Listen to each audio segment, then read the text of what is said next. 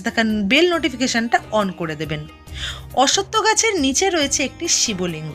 এখানে ভগবান শিব ভূতনাথ বেশে বিরাজ করছেন।